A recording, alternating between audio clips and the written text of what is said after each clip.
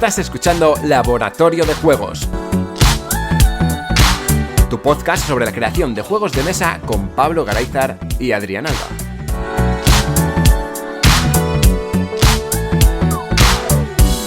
Bienvenidas y bienvenidos a un nuevo programa de Laboratorio de Juegos. Yo soy Adrián Alba y como siempre tenemos al otro lado de la línea a Pablo Garayzar. Hola, Pablo. Hola, ¿qué hay? ¿Cuánto tiempo? Te habrán salido ganas, ¿no? Totalmente, ya casi se me ha olvidado esto del hola, ¿qué hay? Sí, totalmente. Encima, como yo llevo grabando 10.000 historias todos los días y tal, ya voy a decir la verdad, se me estaba olvidando hasta cómo hacer la entrada del programa. Está siendo un desastre. Sí, llevamos tiempo sin subir programa porque últimamente no hemos sacado tanto tiempo para poder quedar y hacer programas, guionizarlos y sobre todo ponernos a grabarlos. Y dirás, bueno, pues si tú estás grabando todo el día por aquí y por allí cosas, ya. También, precisamente por eso, porque estás muy liado y yo también tengo otros líos, así que es normal que estemos así. Eso es, y precisamente por algo, Pablo, que ya te lo he contado fuera de micrófonos, pero que me gustaría compartirlo con la audiencia, y es que hace ya unas pocas semanas Mephi Studio es real, esa es la frase. Primicia primiciosa. Bueno, no, ya llevamos un mes y pico, así que sí.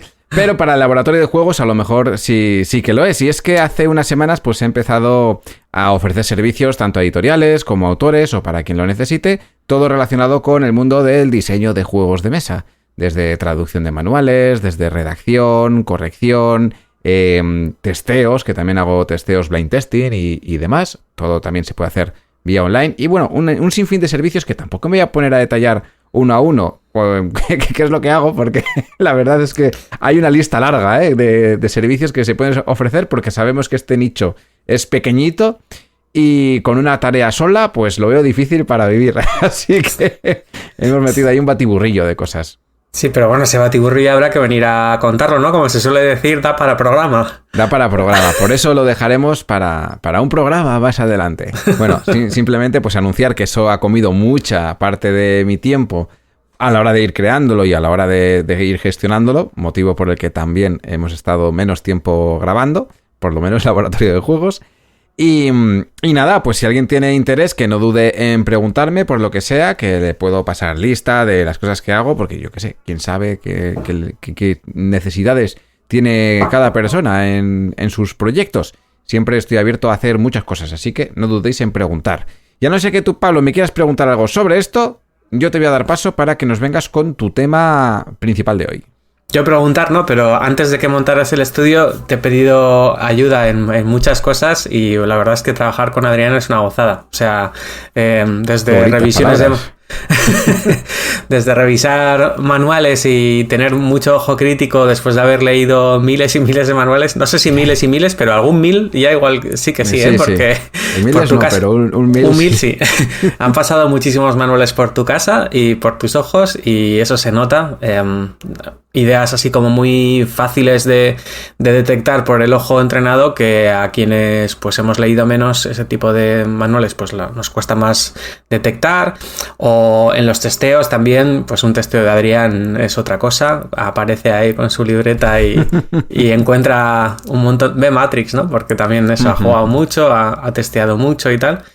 Y luego, bueno, pues todo lo que tiene que ver con él es un servicio 360, yo creo que el que se ofrece, así que yo lo he disfrutado antes de que tuviera nombre, forma y demás, pero ahora que está... Aprovechaste los inicios, ¿no? Eso es. me apunté en la maqueta que estaba casi gratis, más barato. En el prototípico, en el proto del proto te pondiste. Y súper buena experiencia, así que os animo a pegarle un toque a Adrián, que ya lo conocéis largo y tendido de aquí, y os va a sorprender por eso, por la profundidad de los análisis y la calidad de lo que hace. Bueno, no esperaba yo estas palabras, Pablo? Hombre, ya son muchos programas y sobre todo muchas horas de testeo, de mesa compartida y de decir... Si lo tengo medio mal, todavía no se lo enseño a Adrián. Quiero aprovechar el feedback de Adrián para cuando ya esté guay. Sí, no, ya te aparezco por allí, te doy caña a tope. No, bueno, pero no me vas a pagar para que te dé caña, ¿no? Es ya para hablando de producto más finalizado y demás. Pero bueno, sí, lo que sea necesario, todo es hablarlo. Bueno, dicho todo esto, Pablo, hoy toca Neuromandanga. Sí, un mandanga poco de la buena. neuromandanga, sí. Pues, Lo que pasa que toca un tema en el que, bueno, yo desde el punto de vista psicológico sí que más o menos puedo aportar, pero desde el punto de vista del diseño de juegos, pues igual tienes tú más cosas que decir, porque vamos a hablar de diseño de personajes. Ajá. Y mis juegos, pues normalmente no suelen tener la profundidad suficiente como para que tenga que hacer un buen diseño de personajes. Son juegos más superficiales, vamos a llamarlo. Uh-huh. Pero nos vamos a basar en un libro de Catherine Isbister que se llama Better Game Characters by Design. Mejores personajes del juego aprovechando el diseño. ¿Vale? O sea, las ideas de diseño que tiene esta experta las trae al diseño de personajes de juego. Y bueno, pues nos dice que si los personajes tienen profundidad, complejidad, consistencia, misterio, humanidad y carisma, entonces van a sentirse como mucho más reales cuando estemos jugando y van a contribuir a que todo el juego se sienta real, es decir, lo que llaman favorecer la suspensión de la irrealidad. Esas orejeras que nos tenemos que poner cuando entramos en un cine o cuando entramos en una partida de rol o cuando entramos en cualquier historia a leer un libro o lo que sea, que nos diga, bueno, vale, sí, aquí hay unas cuantas flipadas, pero tampoco nos vamos a poner exquisitos porque si no nos perdemos la gracia del juego, ¿no? O de la película o de lo que sea, ¿no? Entonces, si conseguimos hacer personajes con todas esas características, pues vamos a animar a quien está disfrutando de esos personajes a hacer una inmersión real en el mundo que proponen.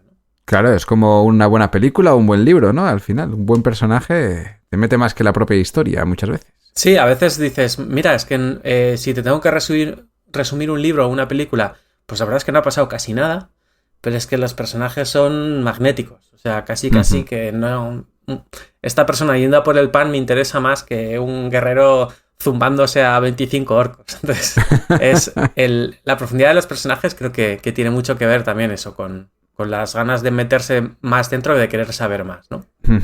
Sí, hablando, mira, directamente me estás hablando del Señor de los Anillos, has dicho orcos ahí, ¿eh? Pues claro, tú puedes resumir toda la aventura del Señor de los Anillos, de bueno, es un tío que coge un anillo y lo tira en un volcán. Y tú pues, vale.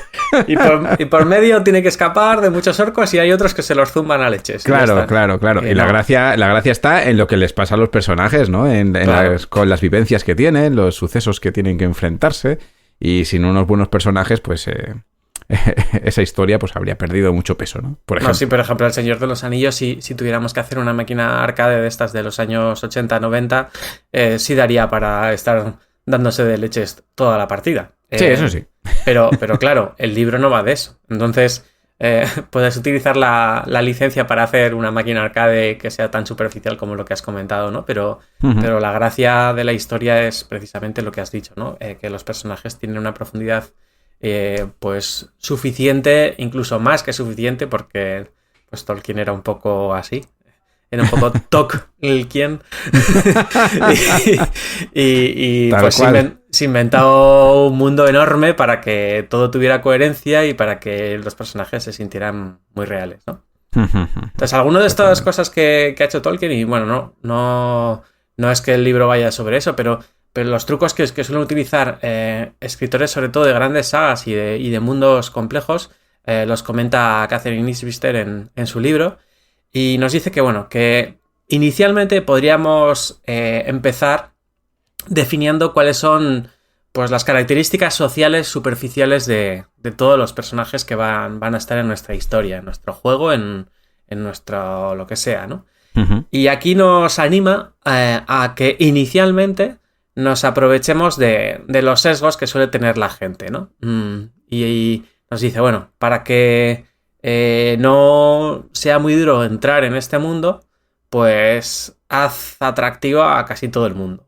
No atractivo físicamente, sino, bueno, pues una persona que es súper maja, o súper inteligente, o súper agradable, o que cuida mucho, ese tipo de cosas, ¿no? Si además, bueno, pues lo que hace el cine. El cine, hasta un vendedor de periódicos de un kiosco te lo ponen medio guapo, porque pues estamos como más a favor de la historia si no hay esa fricción inicial, ¿no? Entonces, bueno, como te digo, no es atractivo físico exclusivamente, aunque bueno, también normalmente pues cuando pedimos ilustrar nuestros juegos pues no queremos cosas muy desagradables, y de hecho ha habido juegos bastante chulos que pues el arte ha echado para atrás a mucha gente, ¿no? Y todo lo contrario. Sí, también. El After the Virus, por ejemplo, hay gente que no es capaz de entrar en la historia por los personajes esos cabezones. Qué horrible. El arte es, vamos... Luego le coges cariño porque te gusta el juego, pero... Sí, es un poco al revés. En plan, bueno, vine por el juego y me quedé con los personajes, pero normalmente es mejor... es mejor que eso funcione desde el principio, ¿no? Sí. Y de hecho, pues, por ejemplo, en el Legendary Encounters de Matrix hay gente que está tan acostumbrada a lo bien que se sienten los personajes reales en las películas, que cuando luego haces una versión dibujada en un juego de mesa y tal y cual, pues ahí hay una pequeña fricción inicial, ¿no? No se siente tan chulo todo. Uh-huh. Y bueno, pues ha pasado también, creo que en El Señor de los Anillos. Sí. Que sobre todo después de las películas tochas. En la serie o en la propia película del Hobbit, pues meten... La gente ya tiene parte de unos estereotipos bastante grandes, ¿no? Uh-huh. Entonces, bueno, aquí lo que dice también Catherine es que si quieres ir rápido, tires de estereotipos, pero si quieres profundidad, tendrás que romperlos. Claro. Esto es importante también, ¿no? O sea, pues muchas veces el héroe o su antagonista pues tienen una serie de características como súper típicas. Luego, los antihéroes pues también son bastante cliché, pero cuando ya nos movemos en los grises, pues estamos haciendo que cada personaje tenga mucha más profundidad, ¿no? Pues las telenovelas malísimas siempre nos ponen a la mala malísima y a la buena buenísima. Sí. Y entonces, claro, pues la gente está como muy a favor de una y se pone a gritarle a la pantalla cuando sale la otra. Pero claro, las historias chulas... claro, ¿no? Eso es. Las historias chulas son cuando de repente dices, joder, este personaje que me caía tan bien, la que acaba de liar. Sí, mira, eso lo cuenta muy bien. No sé si habéis visto la serie de Érase una vez. Creo que hay varias, pero bueno, hay una concreta que se basa en los cuentos clásicos y nos trae los personajes de carne y hueso que viven como una especie de... Bueno, están vienen desde su mundo y por un hechizo mágico pues aparecen en nuestro mundo, en el nuestro de verdad. Y claro, son personajes que tienen sus historias y, bueno, que al principio pues igual no saben quiénes son, pero luego lo van descubriendo. Son personajes que te van contando sus historias y todas sus historias ya no son blancas o son negras. Ya está llena de grises. La serie puede no gustarte o puede ser lo que sea porque al final tiene muchas cosas, ¿no? Ahí tenemos como el bueno buenísimo, el malo malísimo y luego tenemos a los intermedios que prácticamente todos los personajes... Bueno, malo malísimo diría que no hay, pero prácticamente todos los personajes... Los buenos no son tan buenos y los malos no son tan malos. Uh-huh. Es un poco lo que pasa en el mundo real, ¿no? Pero cuando queremos esbozar una historia, pues tiramos de estereotipos y rápidamente, pues estos son los buenos, estos son los malos. Por supuesto, vamos a hacer que quien está jugando se identifique con los buenos y para adelante. Pero luego, pues ahí esa historia está tan buena, por ejemplo, que te interesa mucho más, ¿no? Ver qué le pasa a ese personaje, de dónde viene, de dónde va. Yo me acuerdo viendo la serie y digo, me da igual lo que esté pasando ahora mismo. Yo lo que quiero saber es cuál es la historia real de este personaje según esta serie, ¿no? Totalmente, ¿no? También se ha visto, por ejemplo, en grandes sagas o películas que insisten en la misma idea, como Batman con Joker, por ejemplo, o Darth Vader, que motiva muchísimo a mucha gente, que ha habido que desarrollar su personaje muchísimo más que lo que se planteaba inicialmente, pues precisamente por eso, porque tienen también su atractivo los personajes. Claro, ese es un personaje que como pasa del blanco al negro directamente, ¿no? Totalmente, sí. Pero que en la primera película que se nos dejó ver, pues no era tan del blanco al negro, del negro al blanco, sino era como, este es el mega malo y te tienes que acojonar cuando sale. Y pasaba, ¿no? Y luego ya, pues sí que añadieron profundidad. Totalmente. Vale, y luego otros dos ejes interesantes que propone Catherine es el eje de hostil y amigable.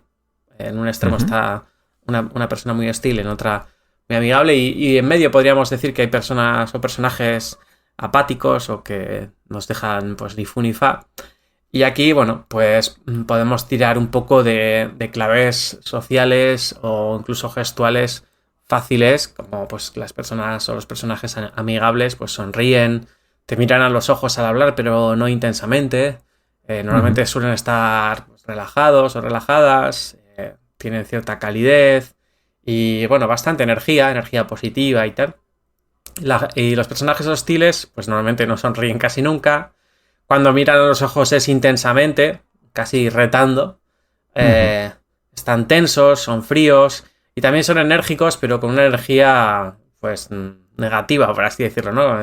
Estoy activo, pero casi para marcar territorio y demás. Me pegarte una hostia. Eso es, está a 0,1 de partirnos la cara. Y luego hay muchos personajes que ni frío ni calor. O sea, están ahí, pues yo qué sé, apáticos, sin energía, demasiado relajados, quizá. Y que, bueno, pues que también son interesantes, ¿no? Hay veces que pues parte de la historia es motivar a estos personajes para que terminen siendo amigables o incluso hostiles con enemigos que hemos identificado o lo que sea, ¿no? Entonces, bueno, pues este es un eje que nos puede ayudar bastante a situar a nuestros personajes y también situándolos todos a la vez en este eje podemos ver hacia dónde va la trama o si hay una descompensación grande entre un tipo de personajes y otros en nuestros juegos, ¿no?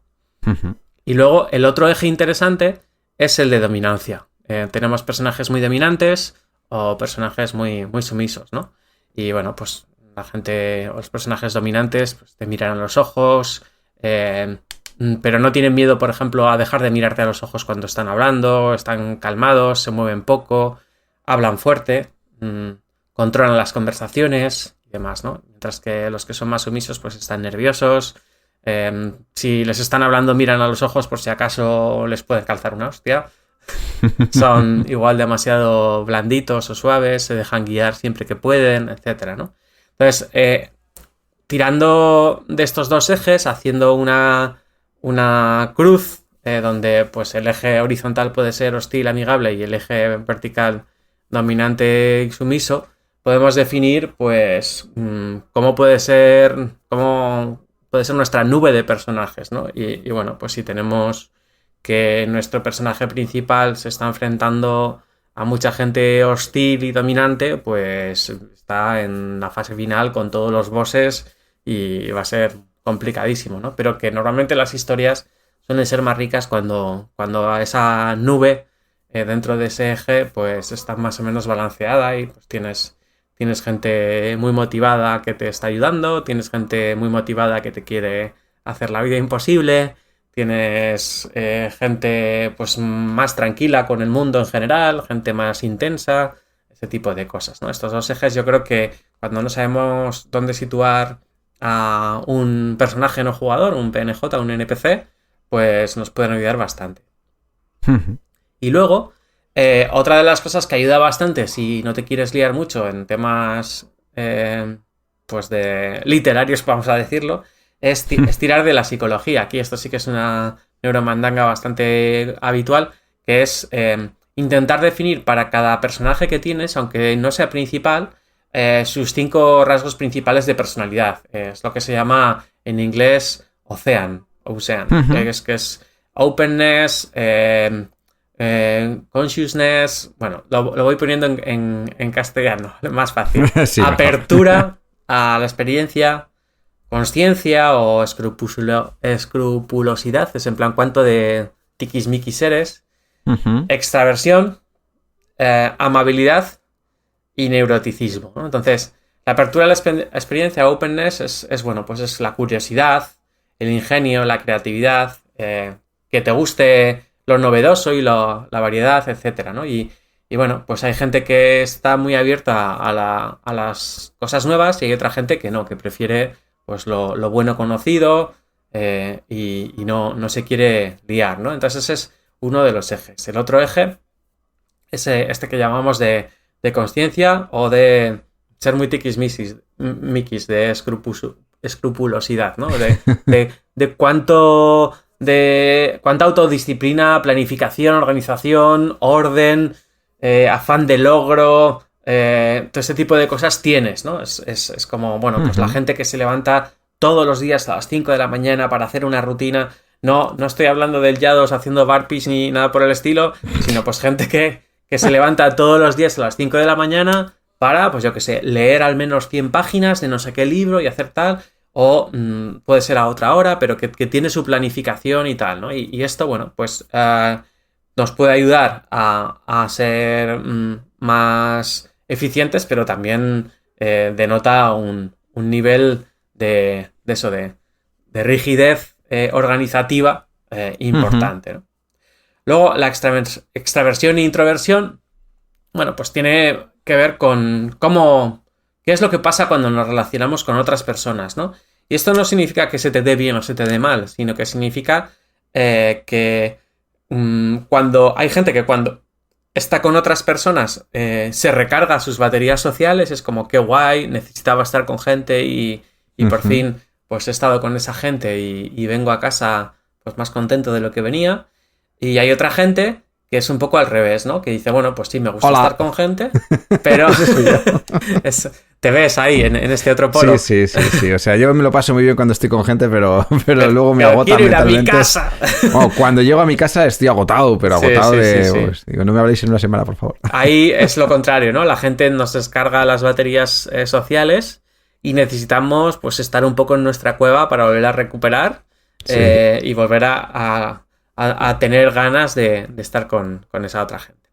Uh-huh. Esto, como te digo, no tiene nada que ver con el siguiente punto, que es la A de amabilidad o afabilidad, que es, bueno, pues una tendencia a ser majo, cooperativo y, bueno, pues confiar en la gente y este tipo de cosas, ¿no? Entonces tú puedes ser majísimo pero introvertido o una persona muy desagradable pero que necesitas a la gente.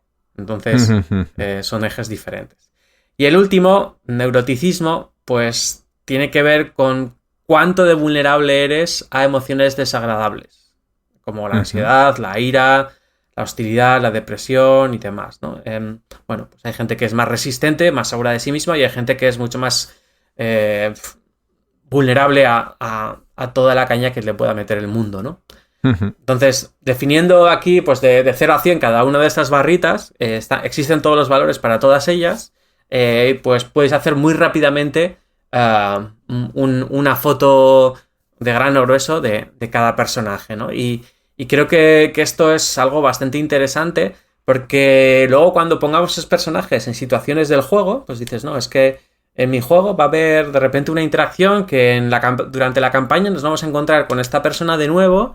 ¿Y qué va a hacer? Bueno, pues ¿qué va a hacer? Pues que, joder, en la segunda misión de la campaña acabamos a leches. Pues ¿qué va a hacer? Es mega rencoroso. Me va a esperar y me lo va a hacer pagar, ¿no? Y si mantenemos esa coherencia de la personalidad, pues la historia se va a sentir muchísimo más real y muchísimo más inmersiva, ¿no? Porque si de repente, yo qué sé, estás en la tercera misión de una campaña, acabas a tortas con uno y en la sexta aparece de nuevo y está tan amigos, pues dices, este tío o es idiota o no está en el mismo mundo en el que ha pasado la misión 3, ¿no? Y entonces, bueno, pues eso se siente feo. A mí no tiene nada que ver con esto, pero una de las cosas que más me hicieron sentir que la realidad o la inmersión en un videojuego es que, bueno, había juegos de carreras donde tú frenabas en una curva y dejabas ahí un frenazo, ¿no? Y muchísimos de los juegos volvías a dar una vuelta al circuito y el frenazo no estaba, ¿no? Y el primer videojuego en el que vi que el frenazo que había pegado en la última vuelta pues estaba en la curva y tal cual había dejado yo, joder, me hizo sentir como, vale, estoy en un circuito de verdad, no se está generando y borrándose como realmente está pasando, o sea, se ha acordado de mantener la coherencia, ¿no? Y eso con la personalidad yo creo que lo notamos muchísimo más. Sí, incluso los personajes, bueno, estás hablando de personajes, lo estás orientando quizás un poco a juegos que tengan que tener como un desarrollo, unas campañas, unos capítulos o lo que sea, pero es aplicable a juegos que tengan una sola partida, incluso con un personaje que simplemente te dé una habilidad y ya está, ¿no? Matizar con todo lo que tú has contado, qué personalidad tiene que tener ese personaje para que realice la acción que tú quieras, porque ya sabemos que muchas veces pues hacemos primero mecánicamente cómo funciona algo y podemos decir, vale, pues vamos a hacer una paleta de personajes y los personajes, pues mira, este me hace robar una carta, este me hace moverme en una casilla, este me deja hacer, yo qué sé, cada uno te deja hacer una cosa, pero que es algo que mecánicamente en el juego es súper mecánico, ¿no? Sí. Y dices, claro, ¿cómo puedo reflejar que yo siento que estoy llevando ese personaje, ¿no? Ese personaje que me deja moverme más? Pues es dándole esa personalidad que tú estabas comentando. Si te pones a jugar a un juego en el que te dice que te puedes mover ahora, mira, pues te puedes mover, imagina que tiene casillas de movimiento, me lo invento, y te puedes mover 7 casillas. Y con esas 7 casillas, pues me pones una persona que está baja en forma, que no tiene ningún aparato mecánico que le deje poder moverse tanto, y estás viendo que esa persona puede moverse más que el resto, dices, a ver, ¿qué pasa aquí, no? Te choca, es como, es raro, ¿no? Que sí que podría pasar, ¿por qué no va a pasar en la vida real? Pues podría pasar, pero en el juego, pues es algo que te choca y no te deja entrar tanto, ¿no? Sin embargo, si pones ese aspecto, al final, en una ilustración no puedes hacer más que darle un aspecto físico, ¿no? Pero si le das esos matices que vayan acorde a lo que estén realizando en el juego, pues ese retrato de personaje o esa ilustración que se le puede hacer después puede ser muy acorde a lo que realmente realiza y sentirte que estás llevando a eso, ¿no? Por irnos a casos muy, muy sencillos, te vas al Zombicide y aunque ahí todo el mundo pues mata un montón de zombies, 10.000 y tal, cada uno tiene sus propios rasgos, ¿no? Y los rasgos van asociados a la ilustración que le han puesto. Que luego tú ya puedes romperlo un poco y decir, bueno, pues yo voy con metralleta en vez de con espada, ¿sabes? Y no pasa nada. Pero las habilidades que tienen puestas, pues sí van reflejadas con lo que te están mostrando. Una persona que es más hábil cuerpo a cuerpo, pues se le nota que en su ilustración tiene algo que le dé ese aspecto de ser más hábil cuerpo a cuerpo. A lo mejor no es la condición física, pero es un armamento que puede llevar o unas habilidades que intuyes que tiene, ¿no? Porque al final sí que hay unos sesgos, como bien decías, de ir a estereotipos, de cuando piensas en una persona muy inteligente, pues siempre hay como algunas cosas que ponemos en los dibujos, como, pues no sé gafas. Si es gafas, pelo recogido, sí, o incluso si nos vamos a mujeres, por lo general suele ser con pelo recogido, mientras que con los hombres suele ser un efecto más desaliñado, cosas así, ¿no? Eso hablando de estereotipos, obviamente. Sí. Y así tenemos un sinfín de estereotipos de los que podemos echar mano. Y como bien dices, pues luego es darle ese girito, ¿no? Sin embargo, si tú me metes pues un personaje que parece un niño que se le está cayendo la baba y de repente ese niño pues está haciendo... ¿Qué más leches da? Es como, bueno, pues no sé yo. Le acaba de partir en dos a un bárbaro de 120 kilos, pues dices, ¿qué está pasando aquí, no? Claro, dependiendo del juego, pues a lo mejor es gracioso por lo que... Por romper el estereotipo. Pero generalmente, pues es posible que te saque de la temática y dices, esto no tiene sentido, ¿no? Como juegos en el que comentaban, mira, una idea de esto sucede en el juego llamado Rising Sun, que es un juego que a mí me encanta y me flipa, pero una de las críticas era que la gente decía, a ver, ¿cómo es posible que mi soldado, yo tengo un soldado es un humano ahí asqueroso, que ¿cómo es posible que él solo secuestre a un dragón gigante en la batalla? Pues claro. Tú dices, pues porque, a ver, no está representando un soldado, está representando un batallón y bueno, pues puedes hacer esto y tú has invertido dinero para que te ayuden a hacer eso. Vale, pero tú cuando estás jugando lo que dices es, un soldado pringao ha secuestrado. No, es que ha secuestrado. ¿Y dónde la ha metido? A ver. En el bolsillo. Entonces, sí. Claro, entonces pues a la gente reaccionó mal a esa... Bueno, reaccionó mal o no reaccionó de la forma esperada, creo yo, porque era como antitemático, ¿no? Mírate que es un juego de hacer mayorías y contar monedas, ¿eh? O sea, realmente. Sí. Pero como tenía esas miniaturas, esa temática, que estás controlando Japón y tal, pues sentir que mi soldado pringado me está secuestrando a un dragón, que es un dragón milenario que tiene aquí un poder de la leche, pues como que a la gente pues no le llegaba a encajar, ¿no? Y es por eso, porque ese diseño de personaje pues no estaba del todo bien refinado. Totalmente. Sí, luego lo que tú has dicho, que muchas veces estos diseños de personaje pueden servir como guía de diseño gráfico a quienes nos van a ilustrar los juegos, porque hay veces que le dices, no, es que yo quiero aquí meter un robot y la gente pues tira estereotipos y hace ahí un robot como amigable, no sé qué, te dice, no, que es Terminator, que es esto, que es la... y entonces, bueno, pues... le das como muchísimas más pistas si le dices, mira, es que este personaje es súper nervioso, desconfiado, además, pues es muy rápido, muy hábil y no sé qué, no sé cuántos tal. Y pues ya le pones una cara ahí como de pendenciero de bajos fondos o lo que sea y ya le has dado una profundidad que luego a la hora de dibujar, pues bueno, sí se van a tirar de estereotipos, pero van a ser estereotipos que van a estar como a favor de esa personalidad que hemos definido antes, ¿no? Y entonces eso... yo creo que ayuda a esa coherencia que mencionabas. Así es. Y luego, una cosa que también ayuda bastante es que no hagamos que estos personajes que estamos definiendo para nuestros juegos estén como flotando en el vacío, sino que definamos una cultura. Empezábamos hablando de Tolkien, que había definido no una cultura, sino un mundo gigantesquísimo sí. Con decenas de culturas que llevan una historia de miles de años y no sé qué y tal. Bueno, no tenemos por qué desarrollar tanto la historia, pero sí que situar o contextualizar a esos personajes para que estén en una cultura que no tenemos por qué inventárnosla tampoco, puede ser una cultura que ya existe. Uh-huh. Pero si es una cultura que ya existe, pues hay que tener un poco de cuidado con los estereotipos. Porque si bien el personaje puede tirar de estereotipos para ayudarnos a entrar dentro del personaje o identificarlo claramente, cuando la cultura tira de estereotipos ya huele un poco más rancio, ¿vale? O sea, uh-huh. Vamos a asumir que, bueno... de cara al producto final la gente lo va a rechazar más. Eso es. Claro. Y que es muy feo que asumamos desde el diseño que todas las personas que pertenecen a una cultura se parecen. Como cuando uh-huh. a mí me dicen, no, es que los vascos sois así, o la gente de no sé dónde es asao, o tal. Y dices, uh-huh. bueno, pues no sé, yo cuando salgo por la calle no es que estemos todos mega de acuerdo precisamente, sino todo lo contrario. En todos lados cuecen habas, ¿no? Y en todos lados hay gente de una forma o de otra. Así que hay un claro. sesguito por un lado o por otro, pero asumir que todos los personajes de una cultura son un determinado tipo huele un poco ranciete. Así que hay que tener cuidado con eso.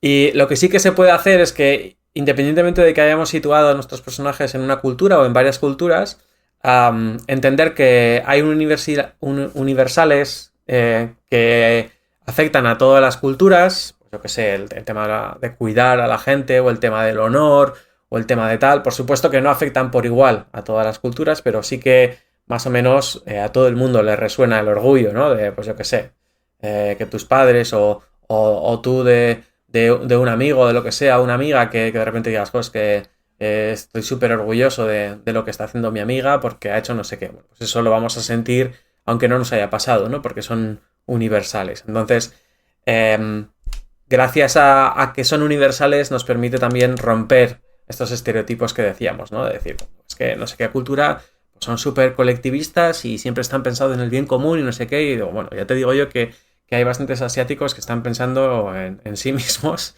y al revés, ¿no? Gente en Estados Unidos que pues, es súper colectivista y demás, ¿no? Entonces, sí. Bueno, romper eso también, cuando rompemos el estereotipo cultural, volvemos a añadir una capa más de profundidad, ¿no? De hacer que la gente se plantee que detrás de este personaje hay una persona más o menos real que tiene sus complejidades y sus grises, ¿no? Uh-huh. Luego otra cosa que nos dice la autora del libro es que cuidado con las subculturas. Las subculturas, por ejemplo, yo qué sé, en tu caso, pues tú eres músico, ¿no? Y sabes tocar un instrumento y has estado en ensayos, en locales, en conciertos, en no sé qué tal. Si yo no lo he sido. Entonces, si yo hiciera un juego de música, muy probablemente pues esa subcultura no la estaría reflejando del todo bien. Y habría cosas un poco que no están del todo bien y que los testeos pues, pueden salir, pero que solamente el ojo muy entrenado se va a dar cuenta de eso, ¿no? Y lo mismo me ha pasado, por ejemplo, cuando he visto...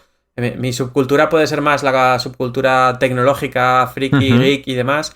Y cuando veo un juego hay que sin ton ni son mete ahí hackers y no sé qué tal, y además los mete como los meten en la tele, que salen ahí tecleando a toda hostia y haciendo no sé qué, con una capucha y una...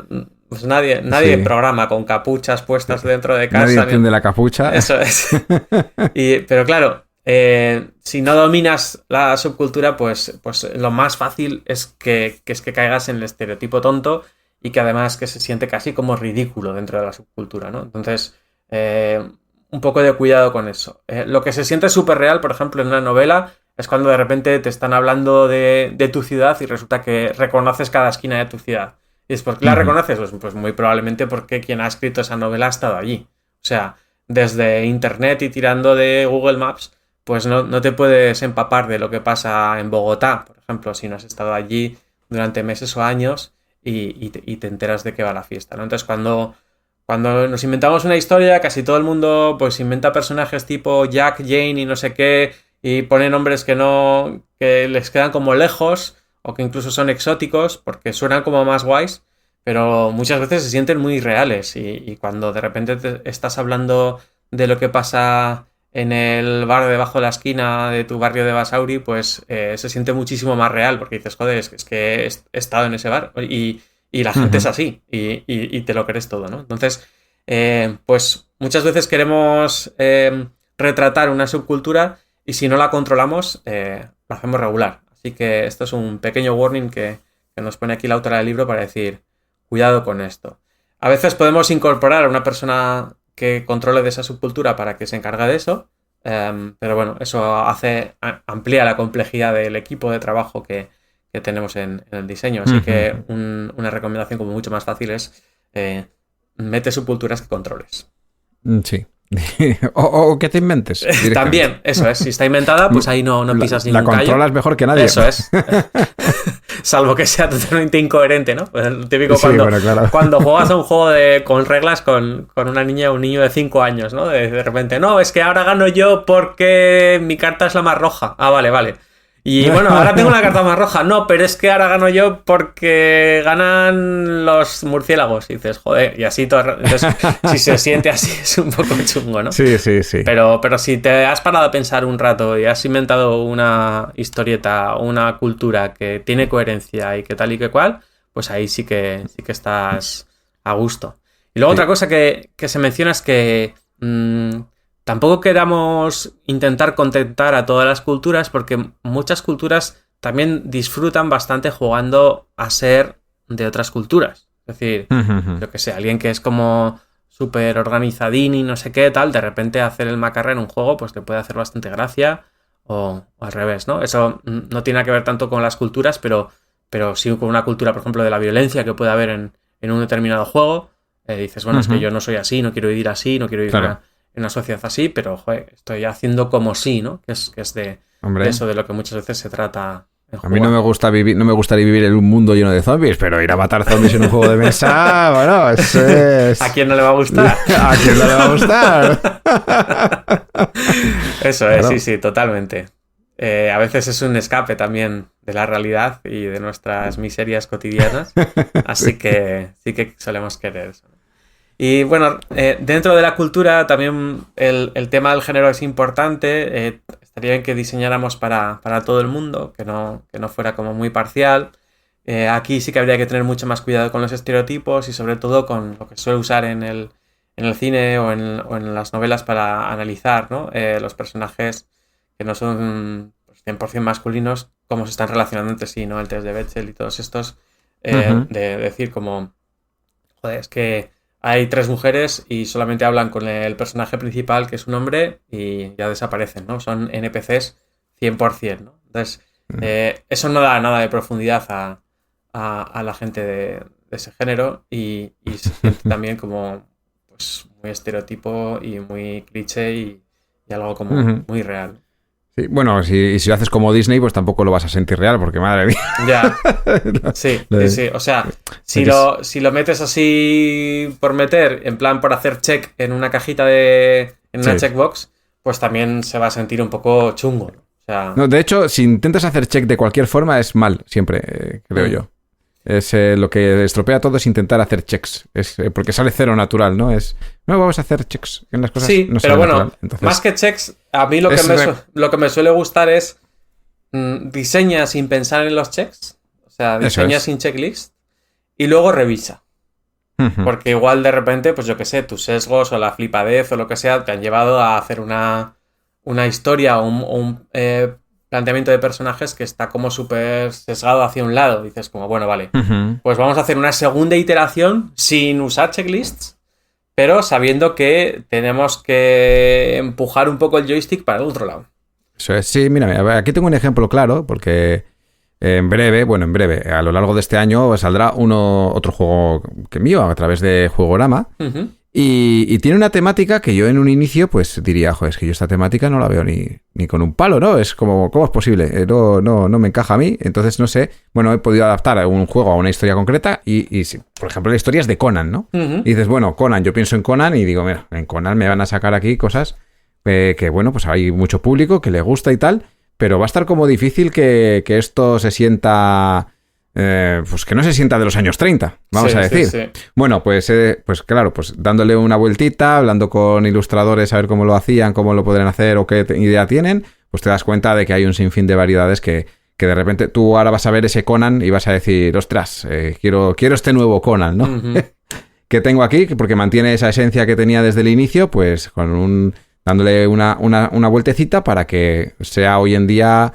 algo que llegue a mucho más público, que al final todos los detalles que estás dando a mí me parecen súper importantes. Esto para un proto pues te va a dar un poquito igual, la verdad, o sea, puedes meter lo que te dé la gana, pero lo importante es de cara a producto final, porque muchas veces decimos, no, es que dices esto pues porque hay que hacer ciertas cosas y tal, o porque la sociedad, o porque... No, bueno, es que actualmente si te tomas con cuidado ciertas cosas, como todo lo que estamos contando del diseño de personajes, de darles cierta personalidad y todo esto, pues también va a acercar mucho a la gente a que quiera entrar en tu juego, que es casi lo más importante. Y si estamos aquí hablando de esto es porque tú quieres sacar un juego y lo quieres.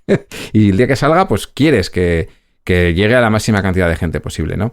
Y es un poco lo que hemos dicho muchas veces, que no tienes que intentar que la gente se adapte a ti, sino tú adaptarte a la gente, porque al final quien va a jugar el juego es la gente, tú también, pero eso lo vas a poner a la venta. No es una cuestión tampoco de dictadura woke, sino, como se suele decir, sino decir, bueno, pues que es que la sociedad es mucho más diversa de lo que muchas veces la ficción ha propuesto, y reflejar esa diversidad cuando te acercas a la gente, pues se ve muy natural, porque de repente dices, joder, es que no me veía reflejado en el Conan de los años 30, como tú dices, pero en este nuevo Conan que habéis planteado, joder, pues lo veo con muchas más aristas y con mucha más profundidad y sí que me veo ahí, ¿no? Y entro mucho mejor y es claro, un mucho mejor producto. Por supuesto, como tú bien dices, para la fase de proto, pues podemos, como bien dice la autora del libro, tirar de estereotipos, hacer 4 trazos y ya está. Pero para la fase ya más cercana al mercado, pues todas esas aristas hay que limarlas y hay que añadir profundidad y hay que hablar pues de todas las cosas que hemos estado hablando, ¿no? Y es un poco lo que te ha pasado a ti también, que tienes el juego ya hecho y cuando ya estás un poco en la parte final de la tubería, pues es cuando todo este tipo de cuestiones surgen. Eso es. Bueno, otra cosa es que ya estés haciendo un juego que requiera el desarrollo del personaje por el camino, entonces ya ahí sí te lo tienes que plantear desde el principio. A ver. Sí, o sea, Pablo Aguilera, por ejemplo, pues con en las cenitas y todo lo que está haciendo, por supuesto que esto lo tiene trabajadísimo desde el minuto 1, porque no puedes empezar a meterte en un tinglao mecánico como el que tiene él sin tener hecho esto de antemano, ¿no? Pero claro, en un juego de mesa más tradicional o de cartas o lo que sea, sí que puede ser al revés. Es decir, primero haces el sistema que funcione y luego ya le puedes ir ajustando la narrativa, ¿no? Pero bueno, depende del tipo de juego que estés haciendo, esto habrá que hacerlo antes o después y tiene más importancia o menos. Vale, pues lo último que vamos a mencionar tiene que ver con los PNJs, con los NPCs, con los personajes que no son controlados por quienes están jugando, pero que añaden interacciones, sociabilidad, más sensación de que el mundo existe más allá de los personajes que estamos manejando, etcétera, ¿no? Entonces, aquí nos dan unas pocas recomendaciones que creo que son bastante interesantes. La primera es que para cada personaje que no estemos controlando y que no vayamos a controlar, pensemos en su rol en la sociedad. Hemos pensado en una sociedad o estamos representando una sociedad y que pues tiene pues, diferentes personas haciendo diferentes cosas.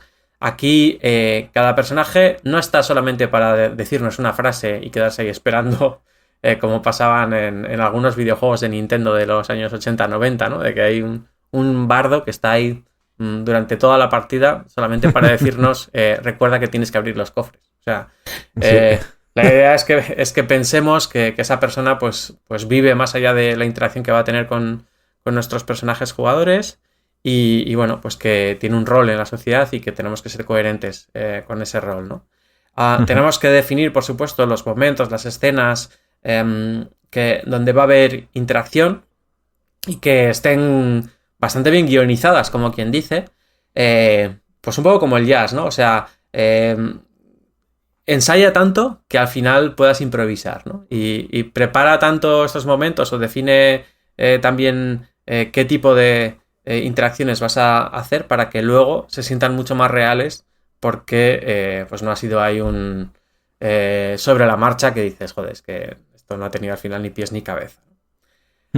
Aquí volvemos a intentar, para que se sientan reales, romper los estereotipos. O sea, pues si hay muchos vídeos en las redes pues riéndose de los típicos NPCs que están en los juegos ahí de fantasía medieval, porque son eso, ¿no? Son muchas veces estereotipos, ¿no? De que sale ahí el granjero que está haciendo pues comentarios muy de NPC y tal.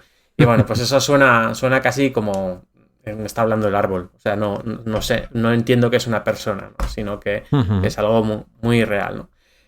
Para evitar tener que desarrollar mucho ese personaje y que no se sienta con falta de profundidad y demás, pues si insistimos en definir las interacciones y sobre todo hacemos que esas interacciones sean acotadas y muy cortas, pues no vamos a tener que preocuparnos de profundizar ahí, ¿no? Dices como, claro, es que tengo 40 personajes no controlados por quienes juegan y si tengo que hacer todo esto que acabas de decir para todos ellos, pues me muero antes de empezar a diseñar mi juego. Y bueno, no, pues si solamente va a decir una frase, con que sus rasgos principales sean coherentes con esa frase que va a decir y desaparece, pues ya está. O sea, no hace falta mucho más, ¿no?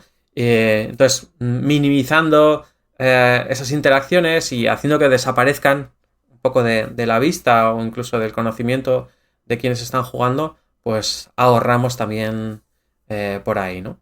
Pero, por otro lado, si añadimos interacciones recurrentes en algunos pocos NPCs y además esas interacciones recurrentes asumen que ese personaje ha vivido mientras nosotros no lo estábamos viendo, eso se siente como muy profundo. No sé si me explico. Es decir, yo, por ejemplo, me encuentro en la academia de Hogwarts con una persona que interactúa muy poco conmigo porque pues está en otra escuela y no sé qué, no sé cuántos, tal.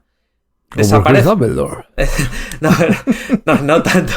No, Dumbledore, que lo has clavado, no se le caso, sino vio que se puso otro mago ahí que está aprendiendo, ¿no? Y de repente dices, bueno, pues me prestó su varita un día y luego ya se la devolví y ya no volvimos a hablar.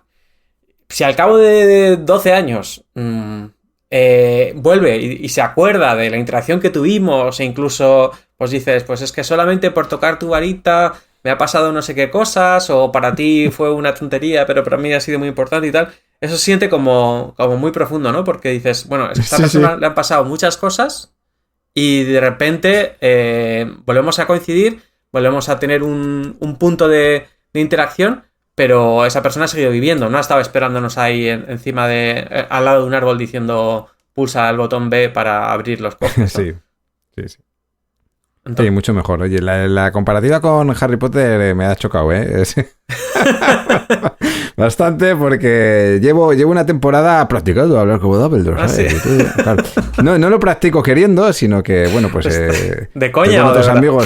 Estoy con otros amigos, que somos varios, que todos somos tontos, entonces nos hablamos así, entonces claro, ya me has traído. Nos hablamos con cosas así, y claro, cuando has dicho que le tocaba su varita, pues es que me has sacado. Perdona, ahí he tirado demasiado el estereotipo y hemos llegado al ridículo, sí. Al ridículo. Sí, no, está bien. No, sí, pero eso... Que tienes que buscarle la coherencia al personaje siempre, porque si no tiene sí, y sobre todo si consigues que la siguiente interacción asuma que ese personaje no estaba esperándonos ahí en el árbol, sino que ha vivido, pues se siente mucho más profundo. Así es. Vale, pues muy poco más. Yo creo que hemos hecho un repaso así rápido de cómo diseñar personajes, dando unas cuantas claves que no son mías, sino que, como os digo, son de el libro de mejores personajes de juego basados en el diseño de Catherine Isbister, y creo que eso, sobre todo para quienes quieran meter cierta narratividad en los juegos, pues les puede venir bien. Incluso, como tú decías, cuando no es el caso, porque el juego funciona mecánicamente y ya está, sí que se puede dotar de coherencia y de inmersividad si en las fases finales tenemos en cuenta esto. Y también la parte de diseño gráfico, por ejemplo, para pasárselo a quien nos vaya a dibujar todo. Totalmente, sí, que todo tenga una coherencia vale más, o sea, porque puedes tener una narrativa brutal, pero luego las acciones que hace en el tablero es como que no tiene sentido. ¿Por qué hace eso, no? Sí, dices, no, pues es que yo lo diseñé y era el cubo verde hace esto. Y dices, ya vale, el cubo verde hace esto, me lo creo. Pero lo que has dicho antes, ¿no? Pues una persona que está ahí en las últimas 112 años, va con un bastón y de repente pues es la persona más rápida del juego. Sí, a toda velocidad. Se puso una prótesis con turbomotores. Sí, que bueno, luego por ejemplo, ves a Yoda combatir en la película y todo flipado y te rompe. Pero claro, durante el resto de la saga sí que has estado comportándose como una persona de 800 años, ¿no? Sí. Claro, luego ahí se rompe porque ya conocemos el personaje y romperlo pues es como un momento wow. Sí. Pero si desde el principio empieza así, dices, ¿esto qué es? Sí, parece Pikachu. Eso es. Sí, tal cual.